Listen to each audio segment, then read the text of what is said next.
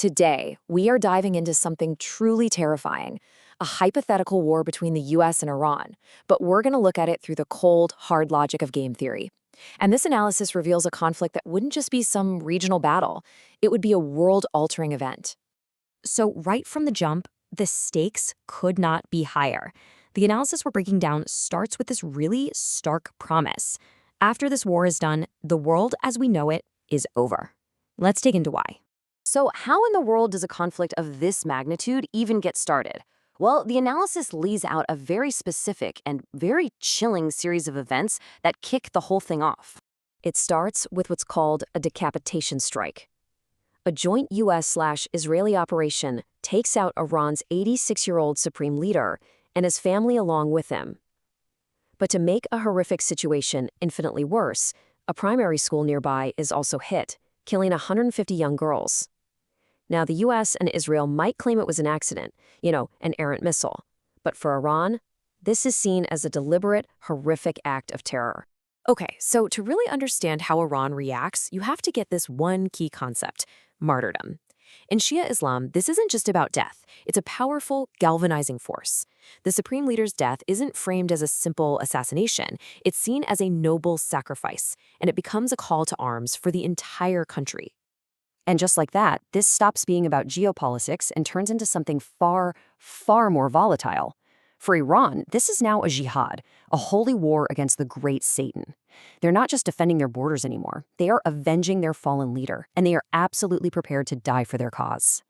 All right, let's get into Iran's first strategic move, which is honestly really surprising. Let's see how this builds. So here's the part that might make you scratch your head.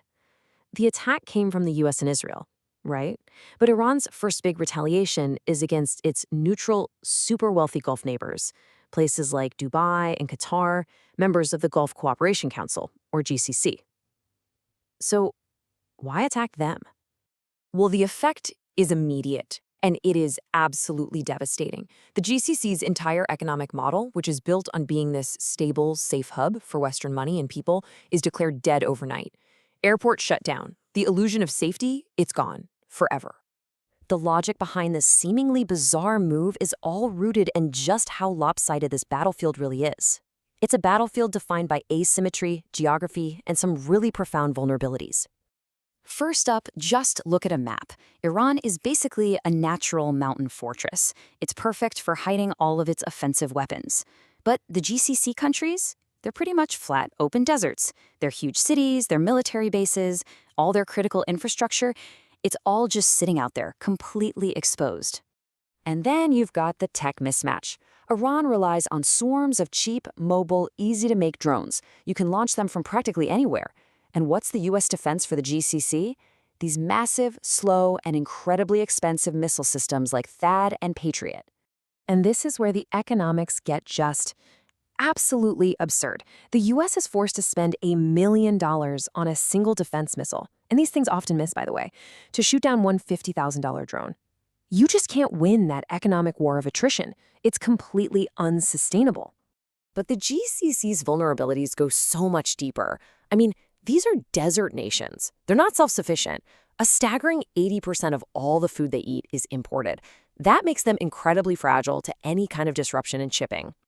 Okay, so food's one thing, but what about water? 60% of their fresh water comes from desalination plants right on the coast. And these plants are huge, they don't move, and they are laughably easy targets for a small drone attack. No water, no food, the whole society just collapses. So all of this is why the stability of the GCC is completely non-negotiable for America. These nations are the linchpin of the entire petrodollar system. They sell their oil for US dollars, and then they invest those dollars back into the US economy. It's what props up the dollar's value around the world. So if the GCC collapses, the American empire could very well collapse right along with it. You see, this conflict isn't just about winning a few battles and then going home. According to the analysis, both sides are playing for keeps. They have world-altering endgames in mind. The US and Israeli plan is to literally break Iran apart.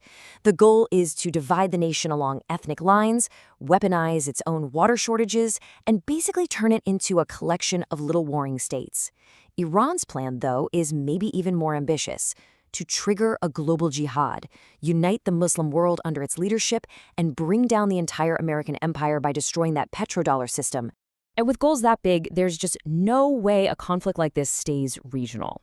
The shockwaves would absolutely pull in other global powers, and the whole thing could spiral into a global catastrophe.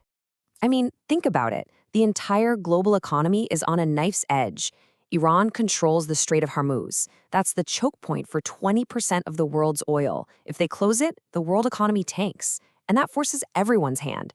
Europe needs the energy from the GCC. Russia cannot afford to lose Iran as an ally. And China has huge interest in keeping the region stable. There would be no sidelines in this war. And this all brings us to the final chilling question at the very heart of this analysis. In a war of annihilation, who really has the advantage? Is it the side that sees death as the ultimate victory through martyrdom, or is it the side whose entire system is built on preserving economic stability? In this terrifying game of chicken, the analysis suggests one side might not even believe in blinking, and that is a very, very sobering thought.